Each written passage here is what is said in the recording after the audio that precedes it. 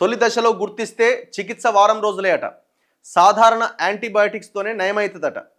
నిర్లక్ష్యం చేస్తే అవయవాల పనితీరుపైన దుష్ప్రభావం. స్క్రబ్ టైఫస్ అట. ఏందో ఈ రోగం. స్క్రబ్ టైఫస్కు కారణమయ్యే పొద పురుగు అట. పేను కన్నా చాలా చిన్నగా ఉంటుందట. ఇది ఎక్కడి నుంచి వచ్చింది? పొలాలు, అడవులు, పొదలు, దట్టమైన గడ్డి ప్రదేశాల్లో ఇది ఎక్కువగా ఉంటుందట. అతి చిన్నదైన ఆ పురుగు కుట్టడం వల్ల ఓరియాంటియా సుట్సుగముషి అనే బ్యాక్టీరియా వస్తుందట. అది మనని కుడితే దాని ద్వారా ఈ స్క్రబ్ టైఫస్ అనే వ్యాధి వస్తుందట. ఇది కొత్తది కాకపోయినా ఎక్కువ మందిలో అవగాహన లేకపోవడం వల్ల వ్యాధి నిర్ధారణలో జాప్యం జరుగుతోందని చెబుతున్నారు. Senior general physician doctor MV Rao దాదాపు పుష్కర కాలం కిందట ఈ వ్యాధిపైన అధ్యయనం చేసిన వైద్య బృందంలో ఆయన ఒక సభ్యుడిగా ఉన్నాడట. ఇగో ఏంటంటే ఇది జనరల్గా ఇప్పుడు ఎవరు ఉంటారు? ఆ గడ్డి ఇవన్నీ ప్లేస్లో రైతులు ఎక్కువగా ఉంటారు. ఒక వైద్యుడి కుటుంబం ఇటీవల ఒక టూర్కు పోయిందట. అక్కడ పార్కుల్లో గడ్డి పైన పడుకుని ఆహ్లాదంగా గడిపిరట. ఆ టూర్ నుంచి వచ్చాక వైద్యుడి భార్యకు జ్వరం వచ్చిందట. మందులు వాడిరట. 5 రోజులైందట, తగ్గలేదట. 103 డిగ్రీల జ్వరం, పొడి దగ్గు, శ్వాస తీసుకోవడంలో ఇబ్బంది, కండలో పసుపు రంగు కనిపించడం, రక్తంలో ఆక్సిజన్ స్థాయి 86% పడిపోవడంతో హైదరాబాద్లోని ఒక ఆసుపత్రిలో చేర్పించిందట. CBP, CUE, malaria, typhoid, dengue సహా అన్ని రకాల పరీక్షలు చేసిరట. అన్ని నార్మల్ ఉన్నాయట. కిడ్నీ, లివర్ పనితీరులో ప్రతికూల మార్పు కనిపించడంతో స్క్రబ్ టైఫస్కు సంబంధించిన ఇమ్యూనోక్రోమాటోగ్రఫిక్ టెస్ట్ ఐసిటి అంటారట, అది చేసిరట. అందులో పాజిటివ్గా గుర్తించిరట. చికిత్స అందించడంతో ఆమె వెంటనే కోలుకున్నదట. లేకపోతే అంతే సంగతి. అట్లనే సూర్యాపేట జిల్లా కోదాడ ప్రాంతానికి చెందిన 60 ఏళ్ల వ్యక్తి ఈ వ్యాధి లక్షణాలతో హైదరాబాద్లో 4 రోజుల చికిత్స పొంది శనివారం చనిపోయిందట. అంటే ఇది రీసెంట్గా కూడా ఇది విపరీతంగా వ్యాపిస్తున్నట్లు లెక్క. సో దాని గురించి తెలుసుకోవాల్సిన అవసరం ఉంది అంటున్నారు. సో నార్మల్ యాంటీబయాటిక్స్తో ఇది వ్యాధి తగ్గుతుంది, కానీ దాన్ని గుర్తించాలి ఫస్ట్. ఏదైనా కూడా మనకి ఏదైనా ఇబ్బంది వచ్చినప్పుడు ఆ వ్యాధి ఏంటి అనేది గుర్తిస్తే ట్రీట్మెంట్ ఈజీ ఇవాల్టి రోజుల్లో. కానీ ఈ డాక్టర్ ఆ డాక్టర్ అది ఇది అనిపోయి మనము ఆ వ్యాధిని గుర్తించడంలోనే ఆలస్యం జరుగుతున్నది. అక్కడే సమస్య వస్తున్నది. ఇగో ప్రపంచవ్యాప్తంగానట ఏటా దాదాపుగా 10 లక్షల మంది ఈ స్క్రబ్ టైఫస్ అనే వ్యాధి బారిన పడుతున్నారట. 10 లక్షల మంది ఎవ్రీ ఇయర్. మన దేశంలో తెలంగాణ, ఆంధ్రప్రదేశ్, హిమాచల్ ప్రదేశ్, తమిళనాడు, పుదుచ్చేరి, సిక్కిం తదితర రాష్ట్రాల్లో కేసులు నమోదవుతున్నాయట. జ్వరం వచ్చిన తొలి రోజుల్లోనే ఇతర జ్వరకారక పరీక్షలతో పాటు ఈ స్క్రబ్ టైఫస్ పరీక్ష చేయించుకోకపోవడమే ముప్పునకు గల మూల కారణం. గతంలో గ్రామాల్లో ఎక్కువగా ఈ కేసులు ఉండేవి, కానీ ఇటీవల పట్టణాల్లో కూడా కనిపిస్తున్నాయి. గడ్డి నేలపైన ఇసుక దిబ్బల్లో పడుకున్నప్పుడు ఈ పురుగు కుట్టే అవకాశం ఉందట.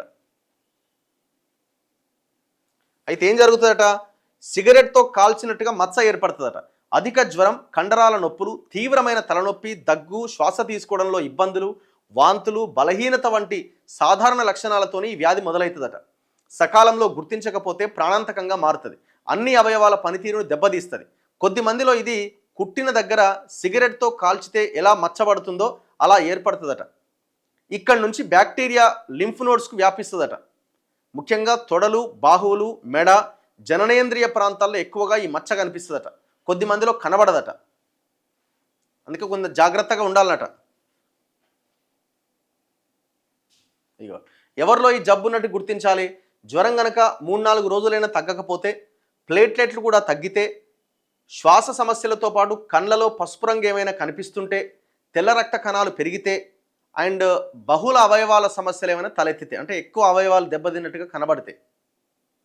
వ్యాధి నిర్ధారణకు చాలామంది సిఆర్పి టెస్ట్ చేస్తూ ఉంటారట. నిజానికి సిఆర్పి అనేది అన్ని సందర్భాల్లో అవసరం లేదు. ఇది ఇన్ఫ్లమేషన్ గురించి చెబుతుందే తప్ప జబ్బు నిర్ధారణ కాదు. అంటే సిఆర్పి లెవెల్స్ పెరిగినప్పుడు నీ బాడీలో ఇన్ఫెక్షన్ ఉంది అని చూపిస్తుంది అంతవరకు, కానీ ఏ జబ్బు అనేది చెప్పదు. ఈ జబ్బు నిర్ధారించడానికి ఇమ్యూనోక్రోటమోగ్రఫిక్ టెస్ట్ ఐసిటిని చేస్తారట. యాంటీబాడీ ఎలిసా చేస్తారు. ఇది అత్యంత విశ్వసనీయ పరీక్ష. ఈ టెస్ట్ ఇప్పుడు అన్ని చోట్ల అందుబాటులో ఉందట. సో ఆ టెస్ట్ చేయించుకుంటే బయటపడిపోద్దట. ఏం చేయాలన్నట? పరిసరాలు శుభ్రంగా ఉంచుకోవాలి. పొలాలు, అడవులు, పొదలు, పార్కుల్లో పనిచేసే వాళ్ళు, ఆ ప్రదేశాలకు వెళ్ళిన వారు శరీరాన్ని కప్పి ఉంచే దుస్తులు ధరించాలి. పాదాలకు రక్షణగా సాక్సులు, బూట్లు వేసుకోవాలి. పొలాలు, పార్కుల్లో కూర్చునే ముందు దుప్పటి వంటిది కింద పరుచుకోవాలి. శరీరం పైన ఏదైనా పురుగు పాకుతున్నట్టు అనిపిస్తే వెంటనే దులిపేయాలి. ఇంటికొచ్చాక దుస్తులు గట్టిగా దులపాలి, పురుగులను గుర్తిస్తే వేడి నీటిలో ఉతకాలి, శరీరం పైన తడి ఉండకుండా చూసుకోవాలి, ఇళ్లలో పరిసరాల్లో పొదలు గడ్డి దట్టంగా పెరగకుండా జాగ్రత్తలు తీసుకోవాలి.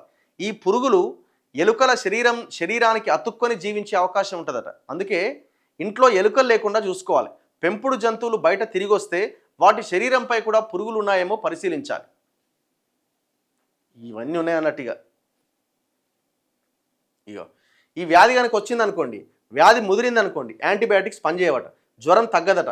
5 నుంచి 7 రోజులు గడిచేసరికి నెమ్మదిగా అన్ని అవయవాలపైన ప్రభావం చూపిస్తుంది. గుండె, కిడ్నీ, కాలేయం, మెదడు, ఊపిరితిత్తుల పనితీరు దెబ్బతీస్తుంది.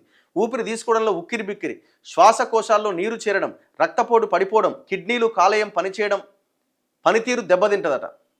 ముఖ్యంగా 60 ఏళ్ళు పైబడ్డ వారిలో, గర్భిణీ స్త్రీల్లో తీవ్రత అధికంగా ఉంటుందట. సో కాబట్టి ఇది చూసుకోవాలని చెప్తున్నారు. ఇది చాలా ఇంపార్టెంట్ న్యూస్ ఇది.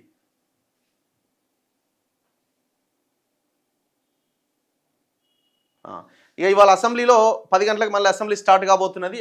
దీంట్లో హిల్ట్ పాలసీ మీద అసెంబ్లీలో చర్చ జరగబోతున్నది. అసలు అడిగేటోడు ఎవడాడ? 4-5 బీజేపీ ఎమ్మెల్యేలు ఉన్నారు. ఎంతమంది వాళ్ళు? 4-5 ఉన్నట్టున్నారు. సారీ 8 మంది ఉన్నారు. వాళ్ళు 8 మంది వాళ్ళు మొత్తం అధికార పక్షం. ఈడ ఆపోజిషన్ బీఆర్ఎస్ ఏది లేనేలేదు. మళ్ళీ వీళ్ళు బయట మాట్లాడతారు హిల్ట్ పాలసీ మీద. అదేదో ఆడ మాట్లాడితే ఎంత అద్భుతంగా ఉంటుండే. ఇవాళ దాని మీద చర్చ ఉందట. ఇది 9,800కు సంబంధించిన ఎకరాలు ఏవైతే ఉన్నాయో, పరిశ్రమలన్నీ ఇక్కడ నుంచి తరలించి ఆ భూమిని, ఆ 9,000 ఎకరాల భూమిని మల్టీ యూజ్ కింద మీరు వాడుకోవచ్చు. అంటే మీరు రియల్ ఎస్టేట్ వ్యాపారం చేయొచ్చు, ఇంకేదన్నా చేయొచ్చు, కానీ ప్రభుత్వానికి ట్యాక్స్ కట్టాలి. ఆ 9,000 ఎకరాలకు సంబంధించి దాన్ని, ఆ భూమికి సంబంధించిన ట్యాక్స్ కట్టి మీరు ఏ రకంగానైనా ఆ భూమిని యూజ్ చేసుకోండి. కంపెనీ మాత్రం ఇక్కడి నుంచి తరలించి అవతలకి వెళ్ళిపోండి అని చెప్పేదే హిల్ట్ పాలసీ.